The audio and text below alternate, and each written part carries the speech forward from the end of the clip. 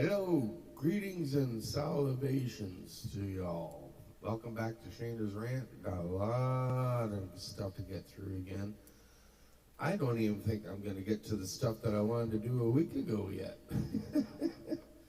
Oh, there's so much stuff to get through. Anyways, we're going to start off with something fun. Hopefully, I've got it queued up. Hopefully it works the first try. Let's give it a whirl here. Turn up the volume again. This was funny.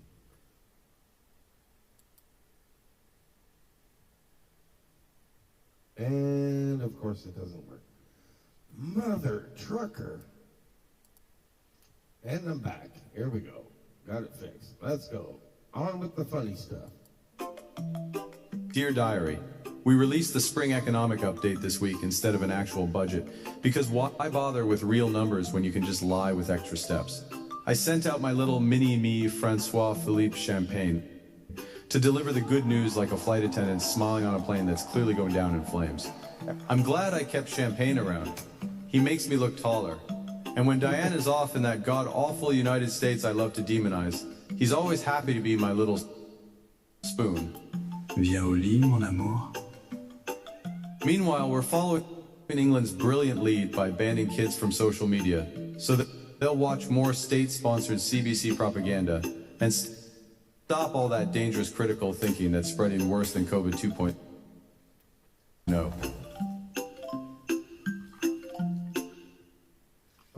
And Sean Ice Cream Small Dick Energy Fraser is pushing to ban anyone born after 2009 from buying cigarettes.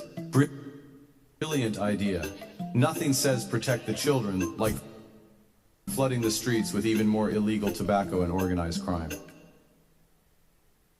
This alley always smells like Carney's ass.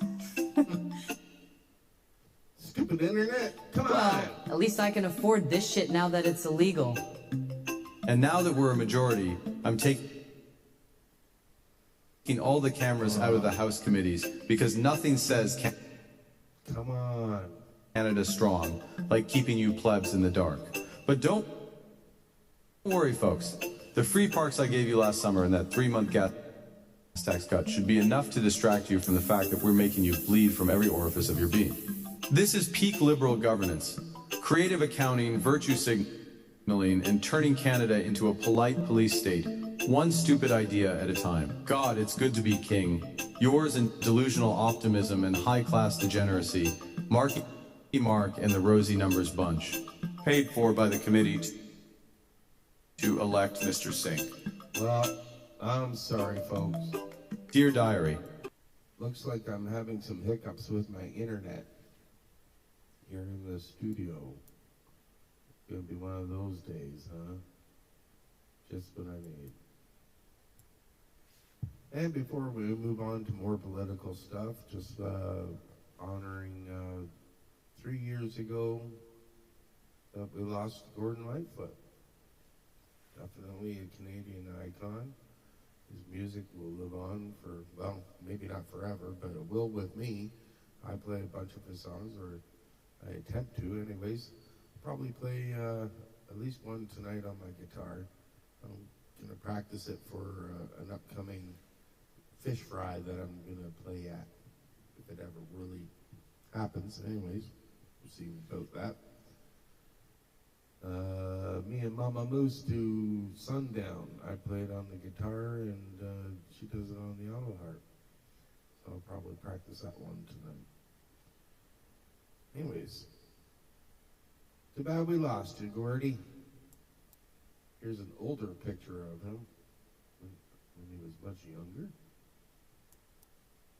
And moving on, this next clip is from a podcast, Northern Perspective, great podcast. They do a far better job than I do. They have well over like 240,000 subscribers. They do a great job. And I watched the entire episode. This is just a clip of it, and it has to do with the entire situation of Pierre Poilievre and how he did not get the special security clearance that everybody to this day attacks him about. And this should clear it all up.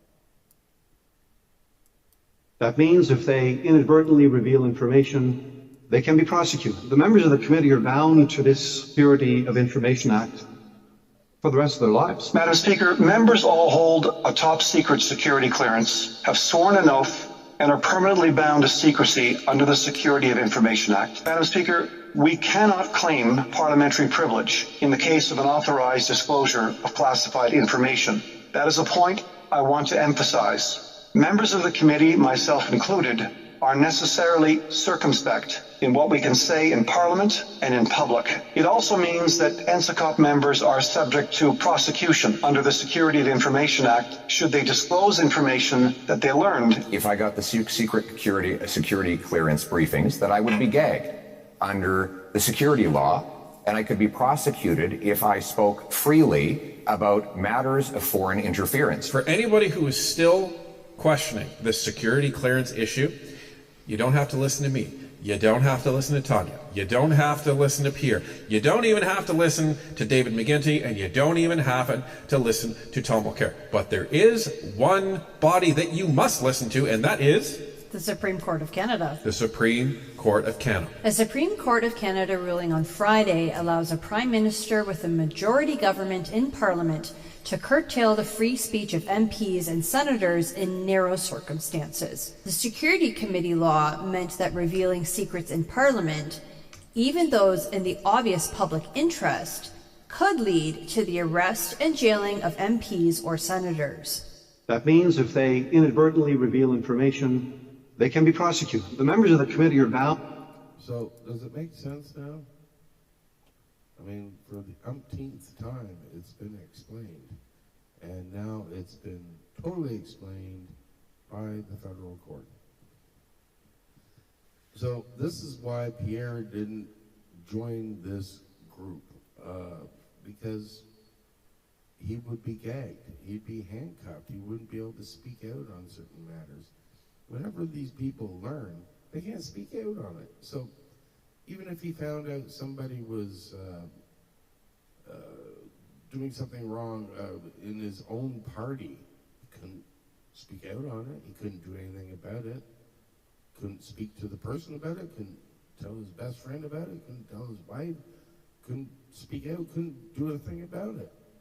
And that's wrong.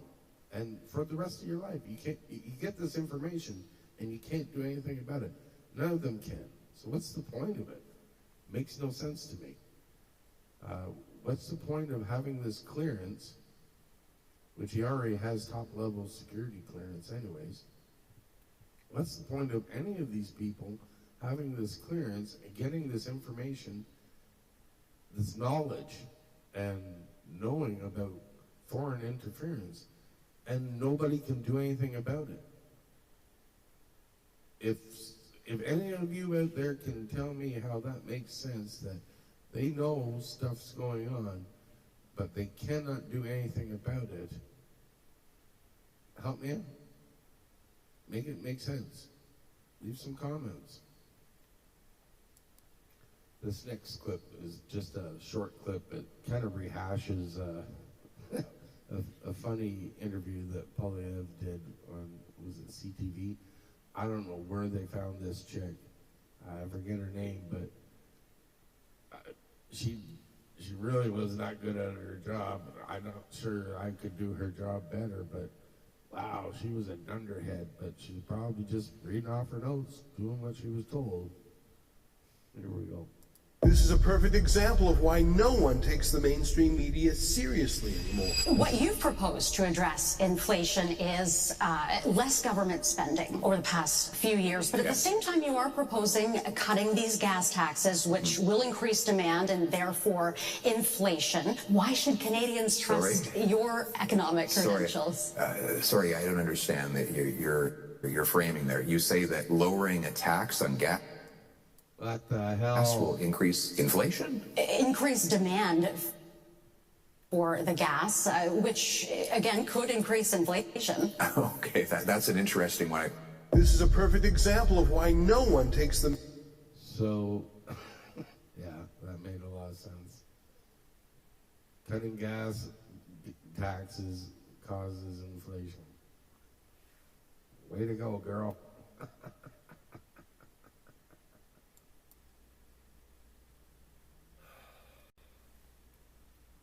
I forgot to put the headset back on. I'm at a loss right now. I just got an update on my chosen son from bawling my eyes out. I don't know if I can finish this show tonight or if I should finish this tomorrow morning.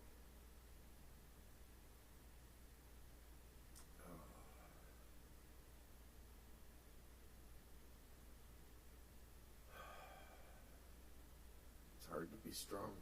It really is. You got shit going on in your life.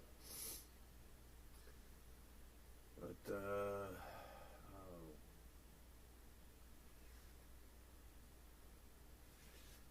I do these podcasts for distraction, especially the last 6 to 8 weeks. It's been very therapeutic with all the shit going on.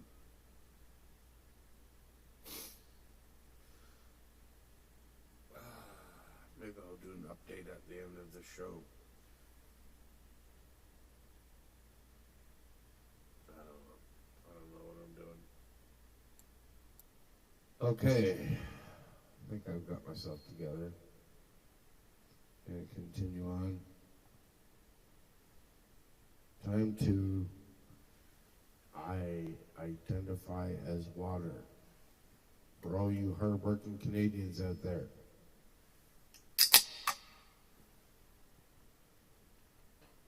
Thank you for all you do.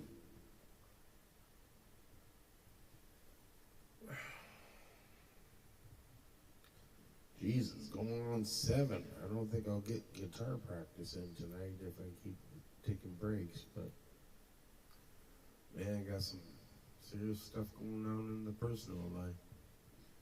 Anyways, I got a quick clip here to show, and this was actually from last week. So this is kind of a recap, actually, but it popped up. I thought I'd share it. So this is, you know, the CBC pundits finally taking a stab at the government.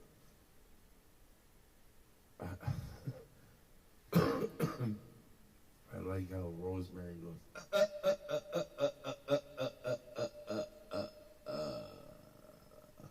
Yeah, you're good at that. What we do know is we're facing a growth crisis. We have been for many years in this country, where the government is now projecting growth of 1.7% per year, which is half what we grew even in the 80s, a third of what we grew in the 50s and 60s, and seems entirely unconcerned about this. We're facing a rising debt-to-GDP ratio, especially when you combine it with the provinces. The government is not only unconcerned about this, but presents a kind of a cack-handed way of explaining it, where if you subtract the CPP and the QPP, we have a debt-to-GDP ratio of only 10%. Well, you can't actually use pension funds to pay off your debts. It's a completely bogus comparison. But this is the thing. It's the same complacency. It's the same very top-down, government-directed, you know, state-run pension investment funds and this kind of thing. There's really not any sort of new development policy and no sense of the seriousness of the situation we're in. Well, to play devil's advocate, there's short-term and long-term. The short-term fluctuations in the economy are really relatively minor compared to this long-term, decades-long decline we've seen.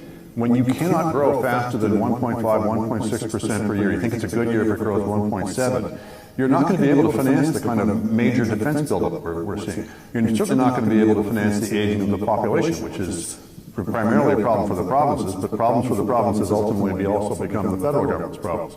So we have long-term fiscal needs that the only way we can address them is with faster growth, and we've got nothing in the pipeline to actually make the economy grow faster. Did you see in the dark? Well, we can certainly talk about raising the GST. We could also talk about what the government claims to be talking about, which is we're spending less to invest.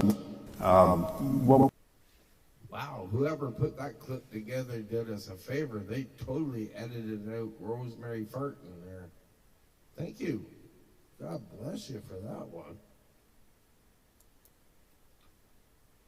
You know, if I didn't have politics to piss me off, I don't know where I'd be. Next up, I got a clip from Andrew Lawton in committee about C-18. This guy, I could see him going places. I could see him as possibly leader of the Conservatives one day. To answer those. I just thank you very much. I will be asking questions about C-18. I'm not sure who is the most suited to answer those. I just want to delve into whether this is actually living up to its stated purposes, which was to provide something of a lifeline to media in this country. Now, who is paying into the pot, so to speak? Who is actually funding this project so far? Well, I think the Minister would have mentioned at this point the potential funders would have been a combination of Google and Facebook. Google has paid into the fund. So potential funder, but actually paying in, it's just Google. Google at this point. Okay. And of that, 7%, as I understand, is going to CBC. Is that correct? That's correct. Okay. So how much of that is going to larger media outlets? I'll see if Blair has the more specifics on that. The Canadian Journalism Collective is the entity that's administering Google funds. They've begun their reporting. They've just dispersed the second year of the funding, and there's very rich data around where that's going. I mean, they're governed with a collective steering committee that tries to balance that out. But it's an ongoing calibration that's going on to ensure that the smaller local outlets benefit. Can the department point to one single local outlet that has been able to prevent going under because of this funding? I don't know that we'll be able to draw the line of who is prevented from being under, but as Blair said, I think there's significant information on who would be recipients.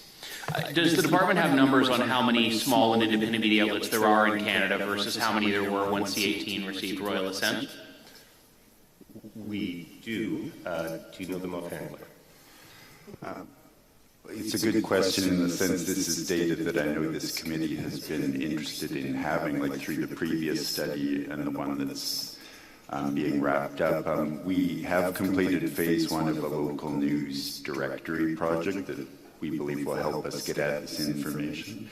We're proceeding to phase 2. We'd be happy to provide some information about that. I would appreciate that. Thank you. But just generally speaking, are there fewer or more small and independent media outlets now than there were when C-18 received royal assent?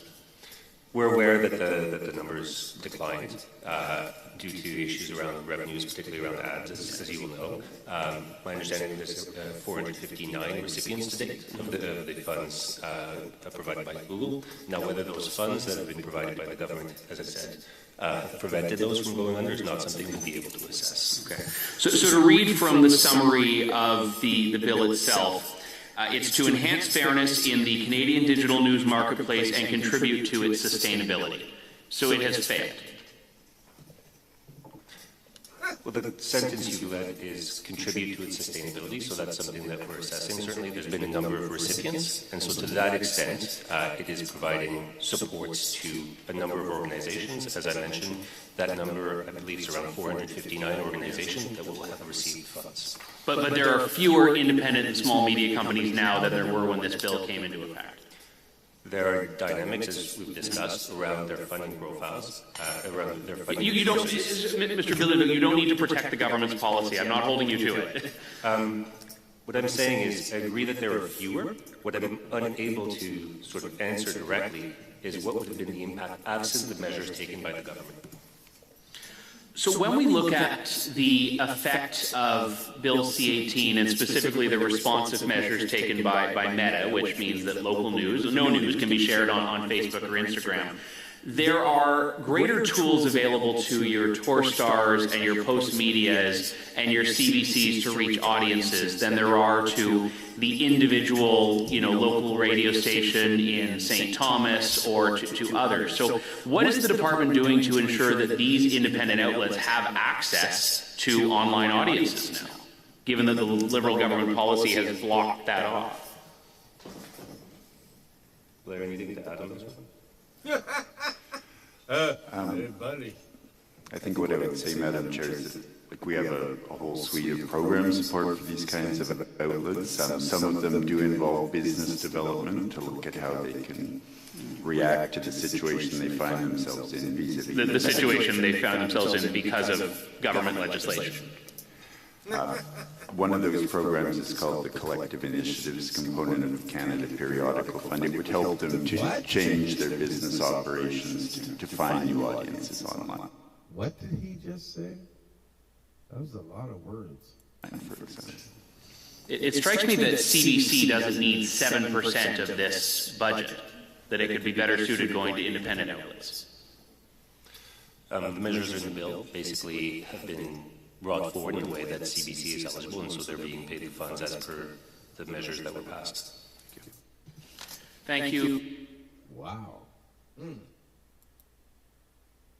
Something to make you think there. Okay, well,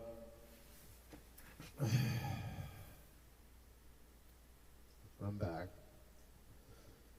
I just was meeting up with Mama Moose there in between. Well, I took a break, you didn't know it. Anyways, I'm going to finish off this episode a little bit shorter than what I had planned, which is probably good because nobody watches it anyway. Oh, God. Oh, shit, that made me laugh. I needed that, too, because I was just squirting tears a few minutes ago. Yeah, it's funny, you get the analytics on your channel. It's like, people click on this shit, and they're doing me a favor, I guess, by that. There ain't nobody watching this all the way through. Oh, man.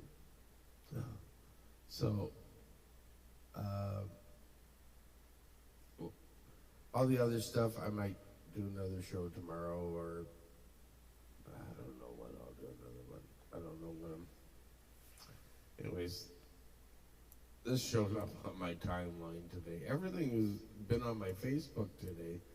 So I guess Meta is showing all kinds of Canadian news. Where the hell is the play button? I thought this was good. Da-da-da-da. Da-da-da-da.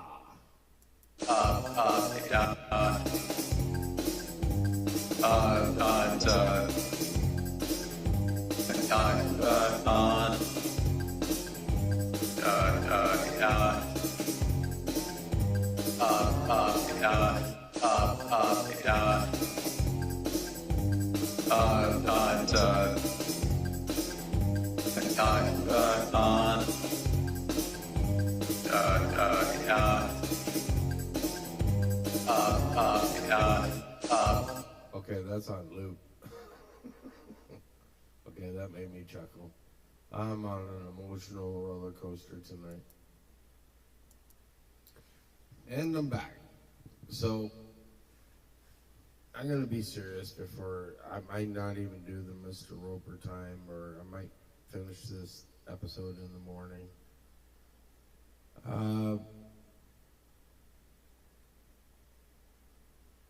We've been going through some stuff. We have a son. I have a chosen son. I prefer chosen word over stepson. And he's been in my life for the last 15 years. Liam was born with a softening of the brain condition or diagnosis of pachygyria, and the condition is cerebral palsy, and he's been in a wheelchair for a very, very long time. He can't do anything for himself. He has somewhat control of his body, but he can't feed himself or anything like that. He can't talk. We know his ways of communication because we can, over time, learn to read him, but he doesn't communicate. There's not a whole lot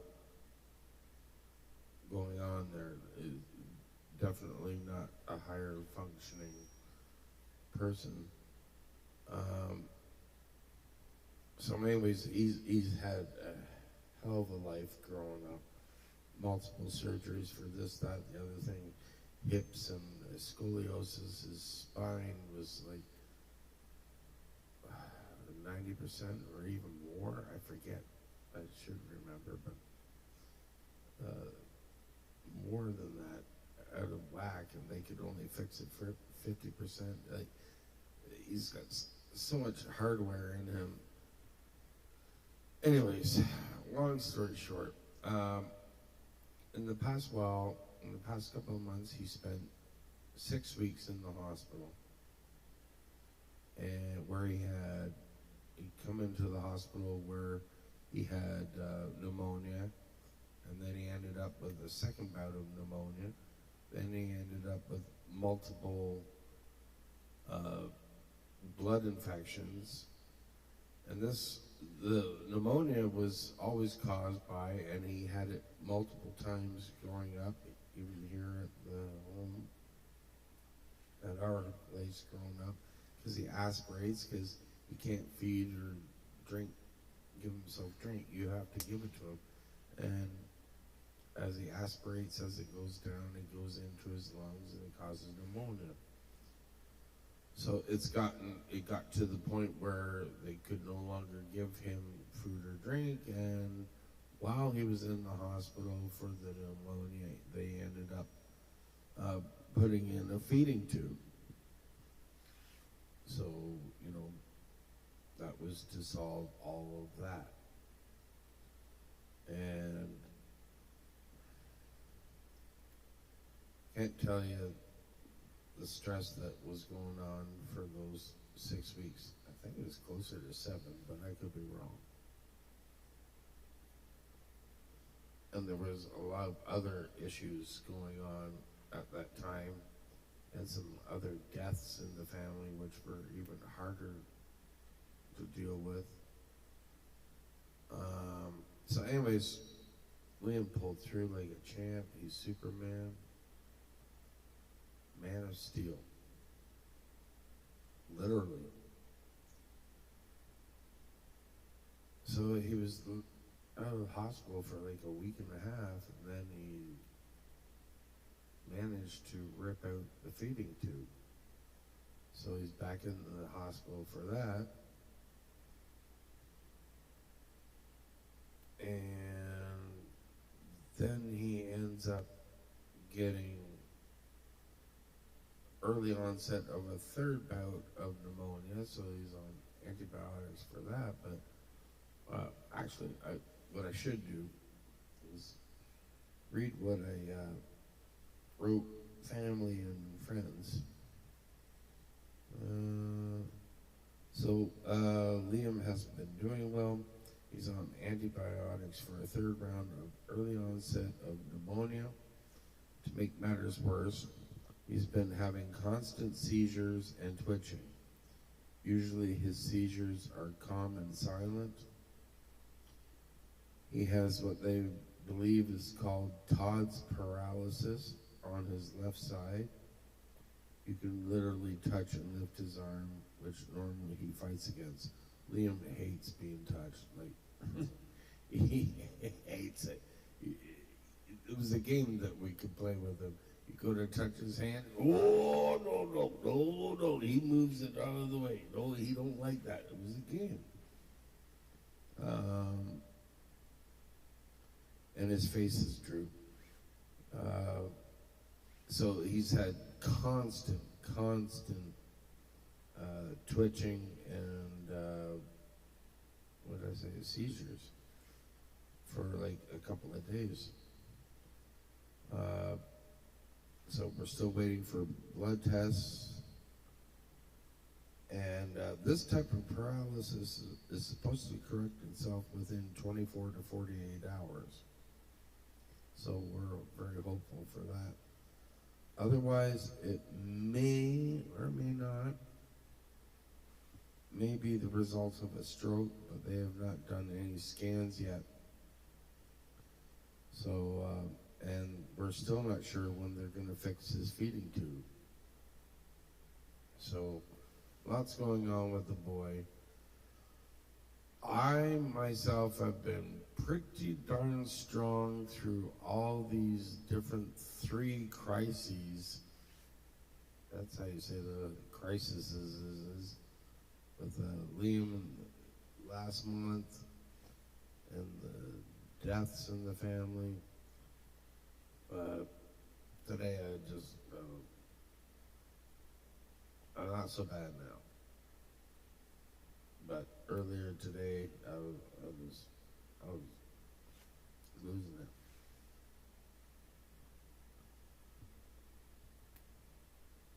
it. Anyways, you can only be so strong, right? But sometimes you cry that shit out, you start feeling stronger afterwards, right?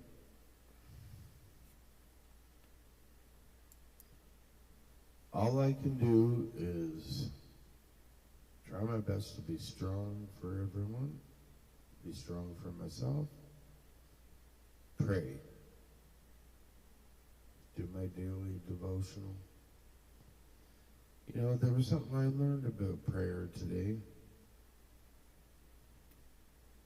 You do get answered, but it might not always be the answer you want. It could be yes, it could be no, or it could be just wait.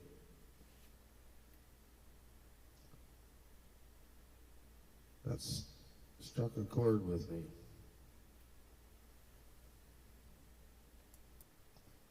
All right, moving forward, we're going to end this show tonight. Now look at that couple. It's Mr. Roper time. Mrs. Roper, she got her zingers in too, didn't she?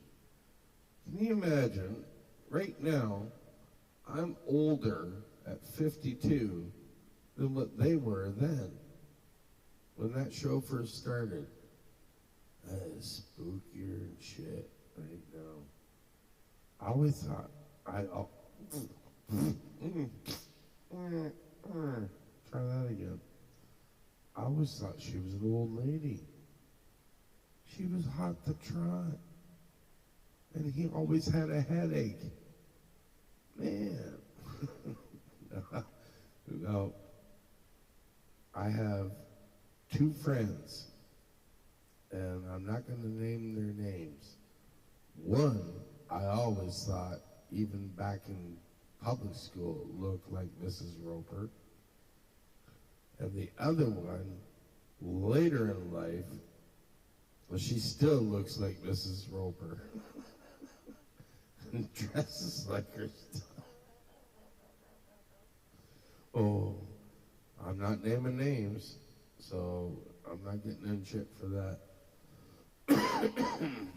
Anyways, yes, I'm making fun of people.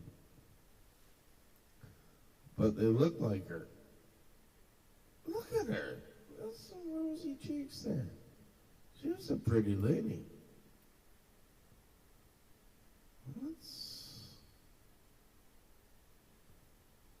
Well, I'm not so hot.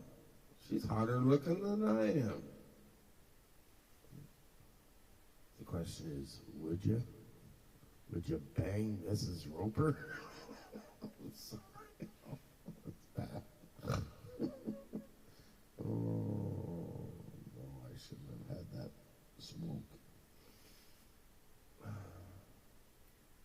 She's got pretty eyes. Anyways, it's joke time.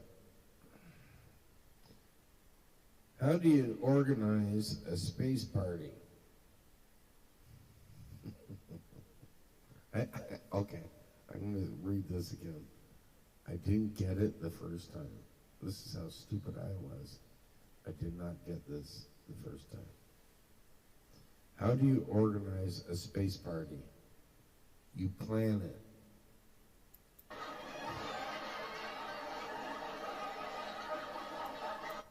Oh boy. I gotta get that boot button. Uh-oh. Got a mishap here. Sorry. I wonder what my parents did to fight boredom before the internet. I asked my 18 brothers and sisters, but they couldn't. But they didn't have an idea either.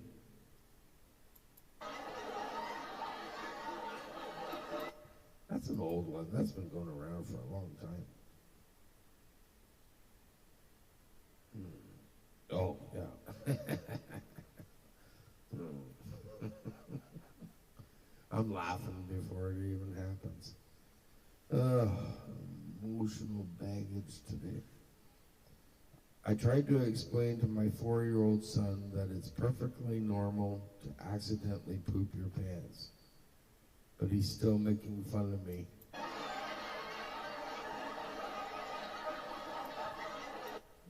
Boy. Well, there's that.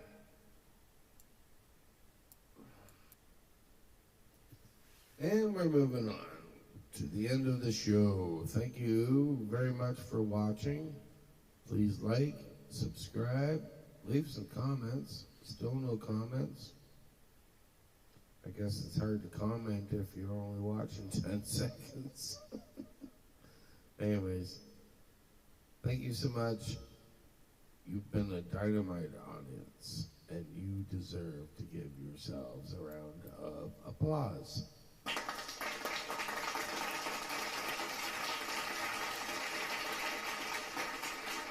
Thank you very much.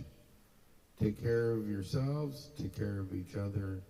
God bless, and all that jazz. Till next time.